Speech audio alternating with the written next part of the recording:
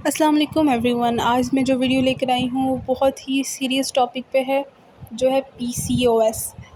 PCOS क्यों होता है, क्या होता है, इसके सिम्टम्स क्या हैं, इसके क्योर क्या है, रेमेडीज़ क्या हैं, ये सब मैं आपको बताऊंगी आज इस वीडियो में बहुत ही आसान अल्फाज में।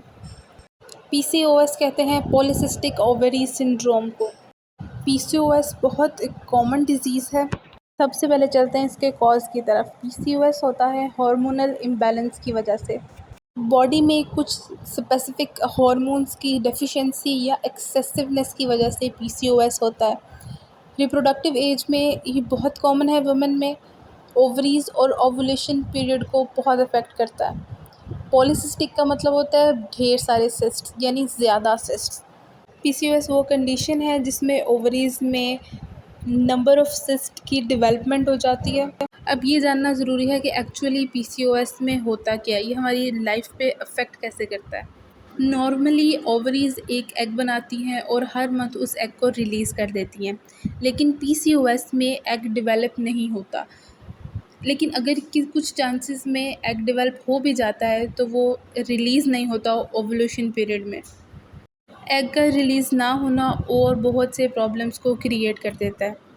ओवरीज़ में सिस्ट डेवलपमेंट की भी दो कंडीशंस होती हैं, एक पीसीओएस होती है और एक पीसीओडी होती है।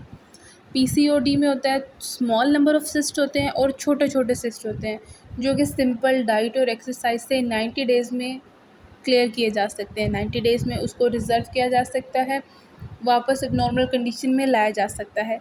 पीसीओएस में लार्ज नंबर ऑफ़ सिस्ट होते हैं और बहुत बड़े बड़े सिस्ट होते हैं, जिससे ज़्यादा टाइम लगता है रिकवर होने में और डाइटरी चेंजेस लाने पड़ते हैं ढेर सारे।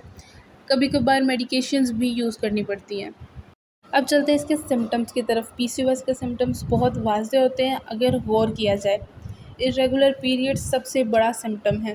हमेशा इरेगुलर पीरियड पीसीओएस की वजह नहीं होते, लेकिन 90% पीसीओएस होने पर इरेगुलर पीरियड्स होते हैं।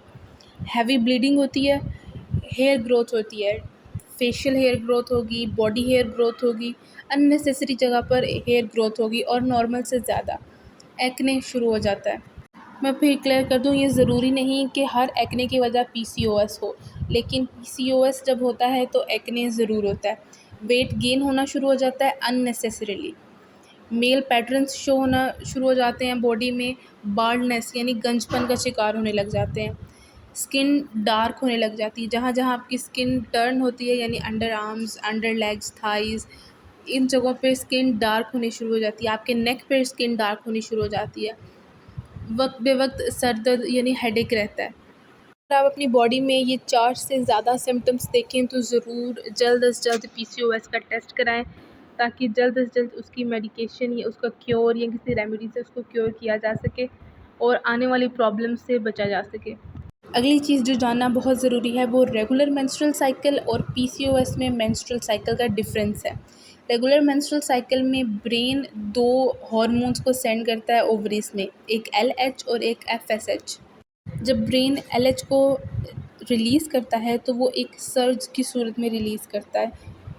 सर्ज कहते हैं किसी स्ट्रीम को, फ्लो को। तो जब वो उसको रिलीज़ करता है तो एग जो है वो ओव्यूलेट होता है।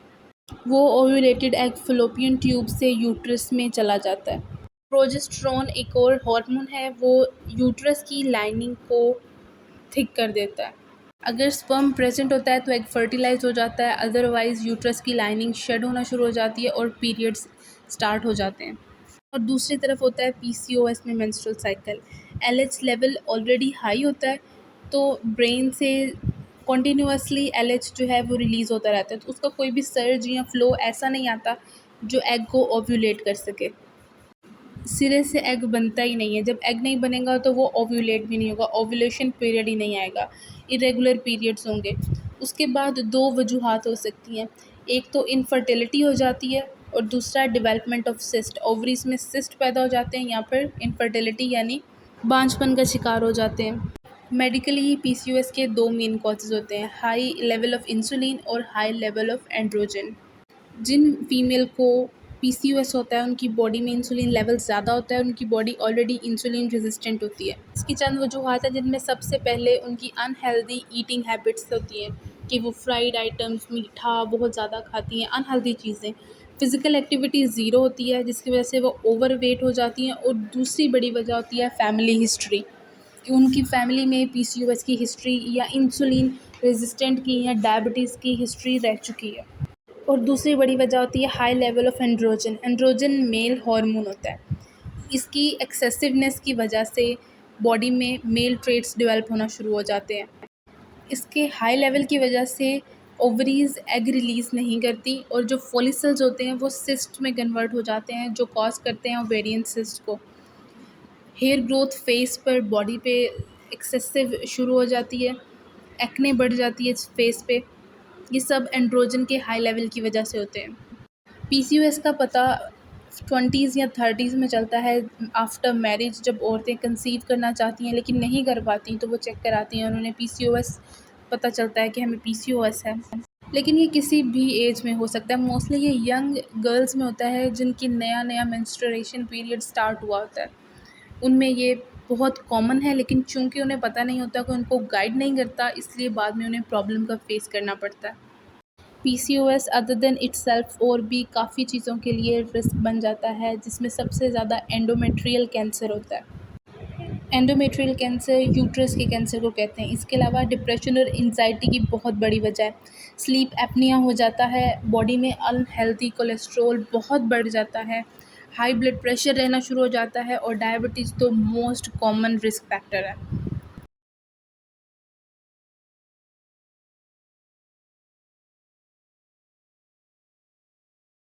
As you all know I am a dietitian, तो मैं आपको हर चीज़ का इलाज डाइट के ज़रिए ही बताना पसंद करूँगी।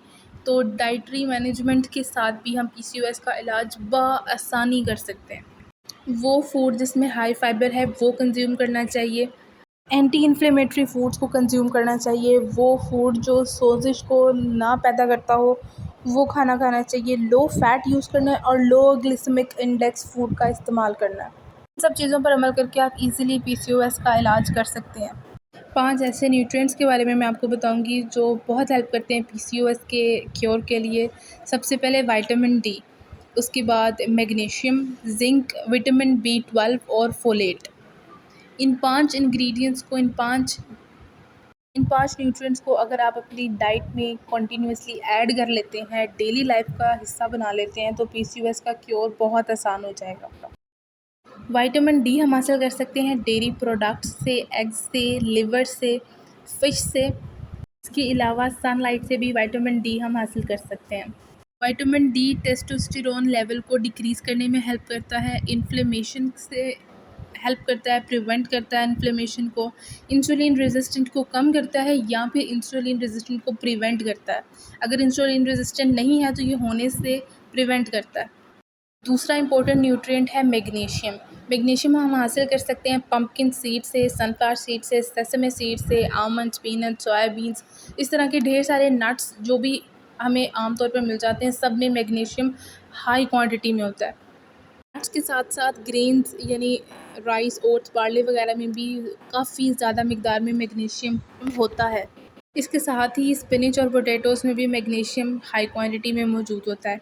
ये प्रिवेंट करता है इंसुलिन रेजिस्टेंस को और ऑर्गन्स इन्फ्लेमेशन को। नेक्स्ट आ जाता है हमारे पास जिंक। जिंक हम हासिल कर सकते हैं शेल फिशेस से, मीट से, ब्लैक बीन से, पम्पकिन और सनफ्लावर सीड से, नट्स से, वे प्रोटीन से। जिंक हेल्प करता है फर्टिलिटी रेट को इंक्रीज़ करने में। ये टेस्टोस्टेरोन का लेवल कम कर देता है, यानी मेल हार्मोन का लेवल कम कर देता है।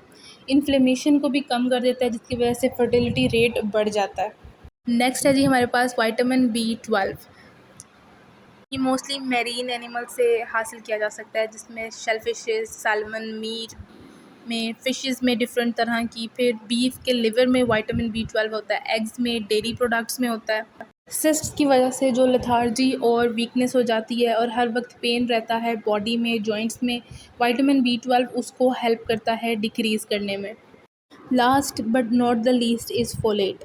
ये लेग्यूम्स से, सोयाबीन से, ब्लैक बीन से हासिल किया जा सकता है। वेजिटेबल्स में spinach, asparagus, broccoli, peas, cabbage, सारी ग्रीन वेजिटेबल्स जो हैं ये उनमें मौजूद होता है। फ्रूट्स में मौजूद होता है, मैंगोज़ और ऑरेंज, इस तरह के।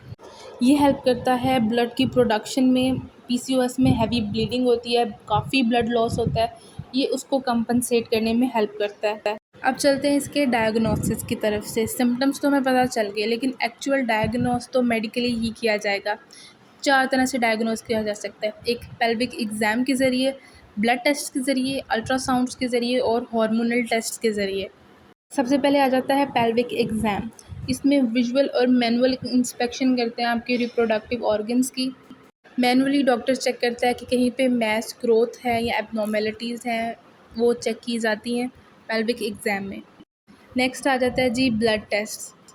डिफरेंट तरह के ब्लड टेस्ट से भी पता चल जाता है पीसीओएस का, जिसमें हार्मोनल टेस्ट होते हैं, हार्मोनल लेवल के टेस्ट होते हैं, ग्लूकोज टॉलरेंस के टेस्ट होते हैं, फास्टिंग कोलेस्ट्रॉल चेक की जाती है, ट्राइग्लिसराइड लेवल चेक किया जाता है, जिससे हमें पीसीओएस का पता चल सकता है। स्टेप बहुत ही कॉमन है अल्ट्रासाउंड का। अल्ट्रासाउंड के ज़रिए चेक किया जा सकता है ओवरीज़ को कितनी थिकनेस है यूट्रस की लाइनिंग की, जिससे इजीली पीसीओएस का अंदाज़ा लगाया जा सकता है। पीसीओएस के लिए डिफरेंट तरह के हार्मोनल टेस्ट भी किए जा सकते हैं, जिनमें एलएच और एफएसएच का टेस्ट सबसे ज़्यादा होता है। फिर प्रोलैक्टिन का टेस्ट किया जाता है और टेस्टोस्टेरोन का टेस्ट किया जाता है। इनमें से किसी की भी अगर लेवल हाई है, इसका मतलब है कि चांसेस हैं पीसीओएस के। अब हमने इसके सिम्टम्स भी देख लिए, इसके टेस्ट भी देख लिए, इसका प्रोसीजर्स भी देख लिया। अब हम चलेंगे इसके क्योर की तरफ। मोस्ट कॉमन क्योर जो मैं रिकमेंड करती हूँ वो होता है सीड साइकिलिंग। हॉर्मोन्स और फर्टिलिटी के लिए सीड साइकिलिंग बहुत अच्छी है। सीड साइकिलिंग 2 फेजेस पे मुश्तमिल होता है। 1 मंथ के 2 फेजेस होते हैं, उसमें डिफरेंट सीड्स कंज्यूम करने के साथ मेंस्ट्रुअल साइकिल को रेगुलर किया जाता है और हॉर्मोन्स को रेगुलर किया जाता है। अब चलते हैं जिसके बेनिफिट्स की तरफ। सीड साइकिलिंग हेल्प करती है पीएमएस को ईज़ करने में, पोस्ट मेंस्ट्रुअल सिंड्रोम को ईज़ करने में हेल्प करती है, मेनोपॉजल सिम्टम्स को रिलीव करती है, रेगुलेट करती है इरेगुलर साइकिल को। मेंस्ट्रुएशन नहीं हो रहा तो ये उसको स्टिमुलेट करती है ताकि मेंस्ट्रुएशन हो, फर्टिलिटी रेट को बढ़ाती है। सीड साइकिलिंग हेल्प करती है बॉडी को पीसीओएस और ओवेरियन सिस्ट के हीलिंग प्रोसेस के लिए। सीड साइकिलिंग के 2 फेज़ होते हैं, फॉलिकुलर फेज़ और ल्यूटल फेज़। फॉलिकुलर फेज़ पहला फेज़ होता है, पहले 15 दिन यानी हाफ मंथ का फेज़ होता है, जिसमें एस्ट्रोजन लेवल राइज़ होता है। अगले 15 दिन सेकंड फेज़ होता है, जिसमें ओव्यूलेशन स्टार्ट हो जाती है, प्रोजेस्टेरोन लेवल राइज़ होता है और एस्ट्रोजन लेवल कम हो जाता है। पीसीओएस का पहला फेज़ 14 दिनों का होता है, डे 1 से डे 14 तक। ये मून की फ़र्स्ट डेट से शुरू होता है या पीरियड के फ़र्स्ट डेट से। अगर आप अनमैरिड हैं तो ये पीरियड के फ़र्स्ट डेट से शुरू होगा कि लास्ट टाइम आपको जब पीरियड आए थे जिस डेट से, उस डेट से स्टार्ट होगा। और अनमैरिड और मैरिड के लिए ये मून की फ़र्स्ट डेट से स्टार्ट होगा। फर्स्ट 14 डेज़ आप लेंगे 1 टेबलस्पून ग्राउंड फ्लैक्स सीड और साथ आप लेंगे 1 tablespoon raw pumpkin seeds. Ground करके फ्लैक्स सीड लेंगे लेकिन पम्पकिन सीड्स रॉ लेंगे। ये आपका फर्स्ट फेज़ होगा follicular phase. Second phase start होगा डे 15 से डे 28 तक, यानी आफ्टर ओव्यूलेशन जो अनमैरिड हैं और मैरिड के लिए फुल मून को। नेक्स्ट फेज़ स्टार्ट होगा, उसमें आप ले लेंगे 1 टेबलस्पून ग्राउंड सेसमे सीड्स और 1 tablespoon raw sunflower seed. Follicular phase में भी और ल्यूटल फेज़ में भी 1 रॉ सीड लेना है और 1 ग्राउंड सीड लेना है। ये सिंपल सा क्योर रेमेडी जो भी आप इसको कह लें, सीड साइकिलिंग पीसीओएस के लिए बेहतरीन इलाज है। I have seen 100% result in seed cycling. अगर आप पीसीओएस से छुटकारा पाना चाहते हैं तो अपने डाइटरी पैटर्न्स को चेंज करें, अपने लाइफस्टाइल को चेंज करें, हेल्दी डाइटरी पैटर्न्स और हेल्दी लाइफस्टाइल को अपनाएं। It will help you a lot. अगर आपको ये वीडियो पसंद आई है तो वीडियो को लाइक करें, अपने फैमिली फ्रेंड्स के साथ शेयर करें जिनको भी ज़रूरत है, जिनको भी पीसीओएस की प्रॉब्लम है। मेरे चैनल को सब्सक्राइब करें, कमेंट्स में बताएं आपको वीडियो कैसी लगी। मुझे इंस्टाग्राम पे फॉलो करें, वहाँ मुझे टैग करें और मैं मिलूँगी आपको एक नई वीडियो के साथ नेक्स्ट टाइम इंशाल्लाह। Thank you so much for watching.